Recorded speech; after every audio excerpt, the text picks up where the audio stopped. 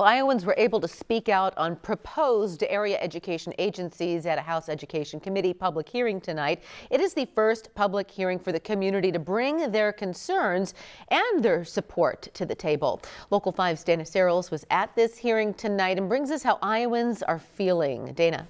Stephanie, the House is still working to pass legislation on area education agency reforms after putting a pause on Governor Reynolds' AEA legislation. And while the public thanked the House for their new AEA bill, tonight there was still strong advocacy both for and against the legislation.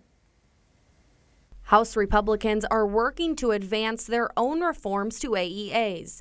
The biggest difference from Governor Reynolds' legislation is the timeline extension and AEAs being in total control of their special education dollars. For the past 7 years, I have watched millions of flow-through dollars from our district's demographics go directly to our AEA without having a voice for how those dollars would be used to support the needs of our district. In the only public hearing for AEA reforms, advocates shared the impacts AEAs have had on them. AEA has immensely helped my son and my daughter, and the idea of them not being there frightens me. Why are we trying to fix something that's not broken?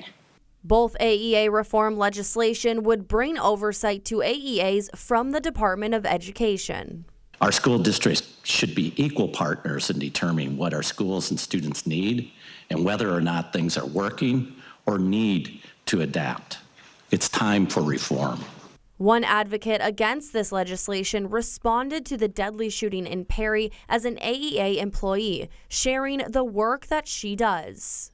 In addition to January 4th, we've also had 11 other incidents.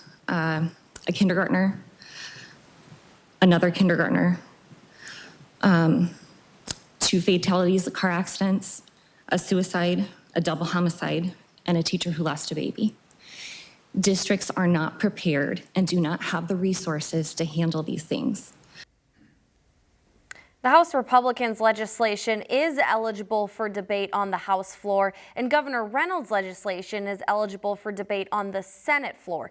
These bills must pass through both the House and the Senate in order to become law.